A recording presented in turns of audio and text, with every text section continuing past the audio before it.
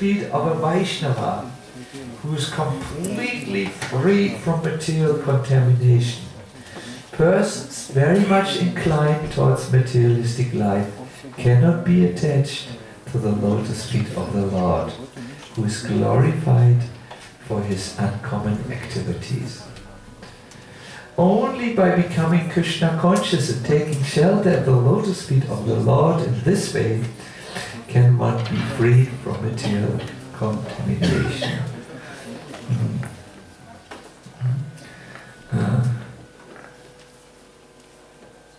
This verse speaks about surrender as surrendering to a Vaishnava who is completely free from material contamination.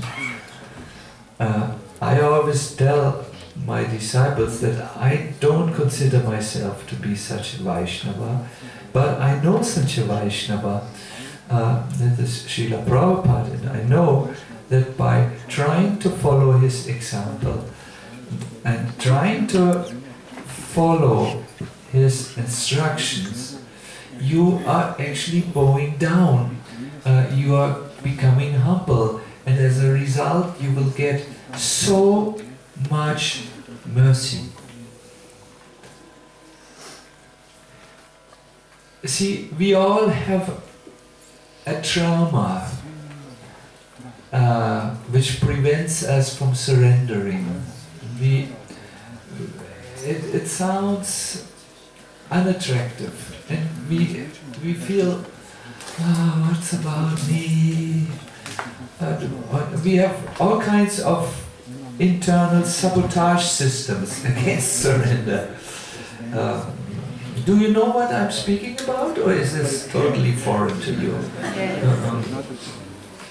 Krishna.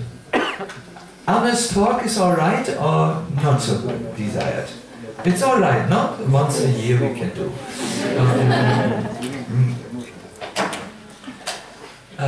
See, we think we have to be 100% perfect, and surrendering means all or nothing. And they say, oh, that's too hard. You know, wie sagt man in Deutsch, in English? Die Messlatte ist zu hoch gesteckt. How do you say this? Bar. The bar is too high. Thank you very much. I know in Split there is one person who can jump very high, and I think this person broke the world record. You know, the jumping like a grasshopper, you know, and I think 2 meters and 10 centimeters, is that realistic? 2 and 8, and 210 is still held by Bulgaria. Oh yeah. So he made, this person made 2.8. 2.8, but not 2.10.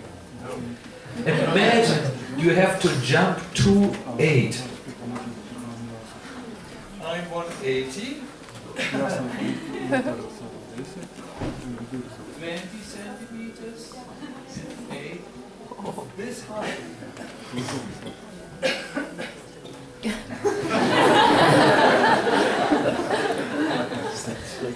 I think if I would be asked to jump 2 meters and 8 centimeters, I would say, forget it, I eat prashadam. This is not a project I'm interested in. It's just, the bar is too high. And I would not even try to jump 2 meters and 8. I would, let the grasshoppers do this. It's alright. Is that when the bar is too high, we don't even try. So when we hear surrender, we think this is a bar which is too high.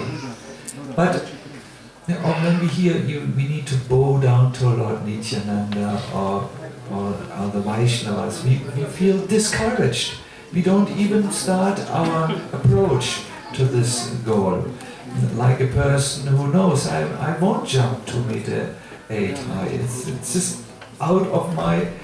I can do 28 centimeters, but not like this. I want to tell you an incident. There was one of the early disciples of Srila Prabhupada who came to Calcutta. And he had come from the hippie background, and he was smoking ganja.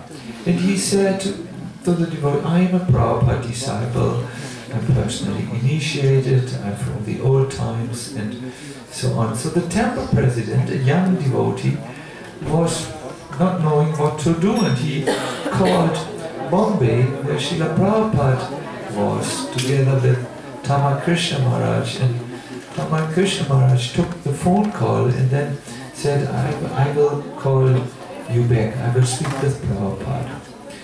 And he went to Prabhupada and said, Prabhupada, there's one of your older disciples in Calcutta. And Prabhupada wanted to hear his name, I will not tell the name. And when he heard the name, he was very, very happy. And then Tamakrishna Maharaj said, but there is a little problem. This devotee talks about you in the old times, but devotees found out he's smoking ganja. Oh, said Prabhupada, he's smoking ganja? Tell him, if he continues to smoke ganja, I will reject him.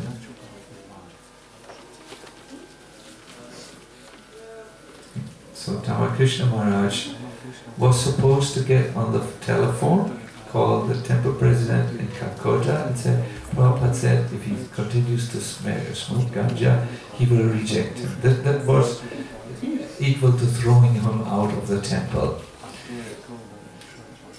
Tamakrishna Maharaj thought very deeply, and he didn't make that phone call. Instead, he went back to Prabhupada and said, Prabhupada, is it true that you would reject him? Srila Prabhupada said, no, I cannot reject anyone. Then Tamakrishna Maharaj said, but don't we need to draw a line somewhere? I mean, a devotee who says he's a devotee and he smokes ganja, that's too much. I mean, somewhere we have to draw the line. And then Prabhupada said something very, very deep. He said, there is no limit to Lord Nityananda's mercy. What an answer! There is no limit to Lord Nityananda's mercy. There is no limit to Lord Nityananda's mercy. I think we sometimes very quickly reach our limit and we are very, very fast to judge someone. But this is a very nice answer. There is no limit to Lord Nityananda's mercy, who showed this in the case of Jagai and Madai. With this, I need to satisfy all sections of my audience. Prabhupada did not say, let him continue to smoke, or he didn't encourage fall downs or being uncareful in your spiritual life. But he also didn't encourage that we are very heavy with devotees, and we should find a way how to uplift them from their behavior. That is exactly Nityananda's procedure when he saved Jagai and Madai.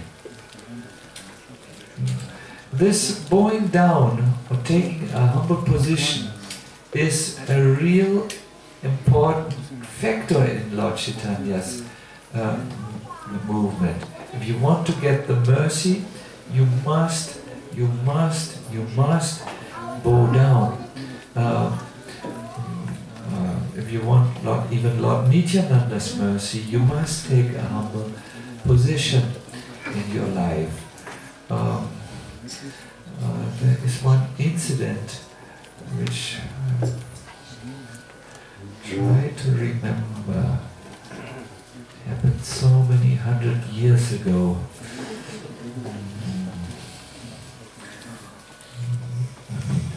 It's recorded, Yeah.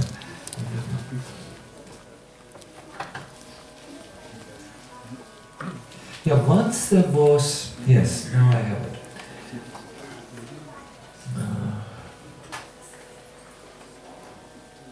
After Chaitanya Mahaprabhu had left Navadvip and taken sannyas in Katwa, he asked where he should go now, because the devotees of Navadvip were so sad, especially Mother Sachi, that Gauranga Mahaprabhu said, I can't return to Navadvip, this is forbidden for sannyasis, but you, my dear mother, tell me where I should go.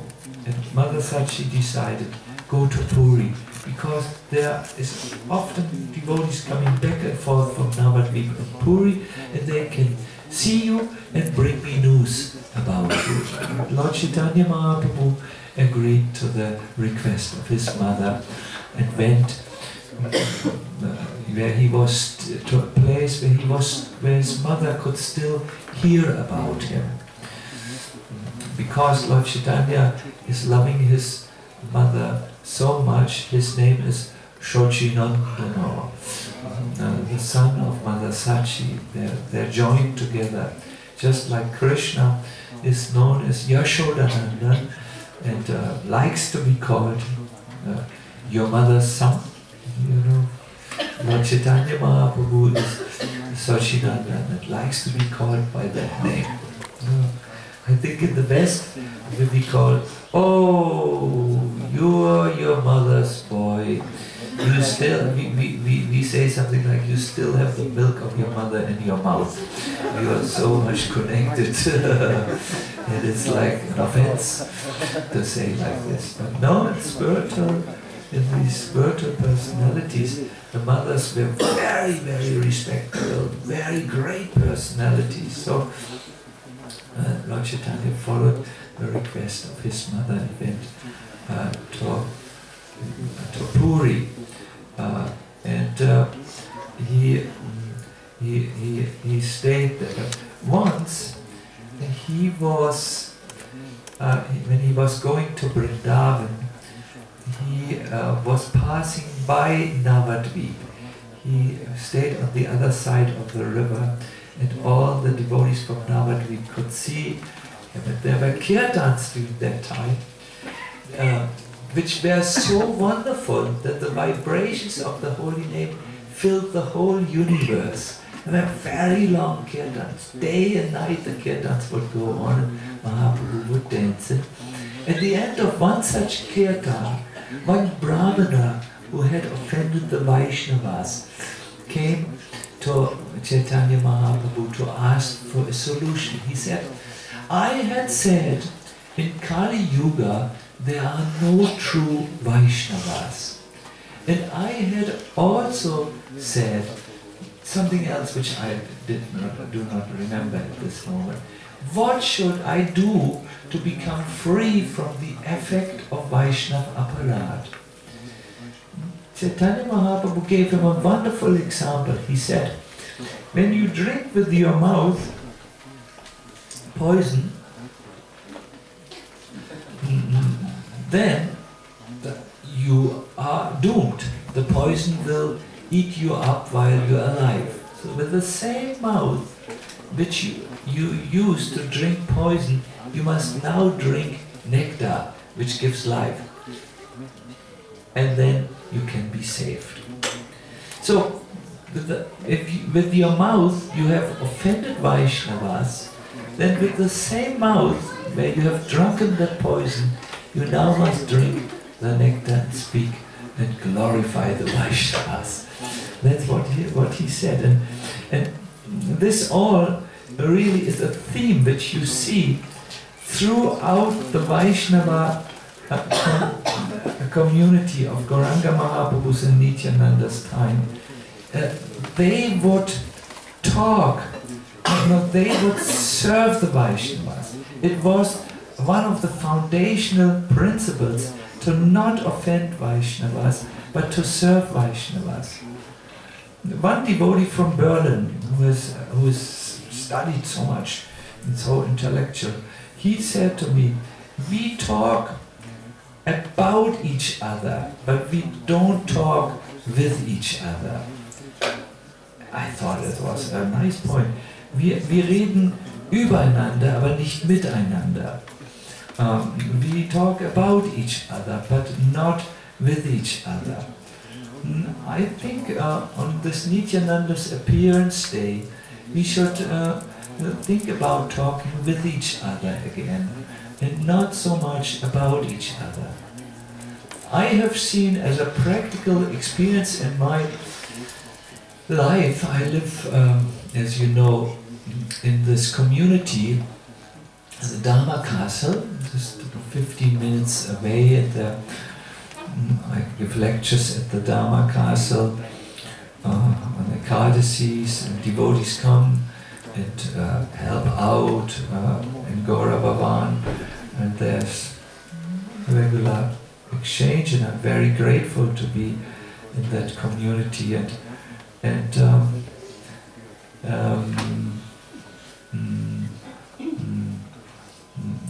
This is very close to Berlin. We have Berlin, many devotees live. We want to make a Gopuni festival this year and invite all the devotees. It will be a big hall full. But the devotees are not yet able to come to one conclusion about how to preach together Krishna consciousness. And what I found out in this environment, which is a little difficult, the moment you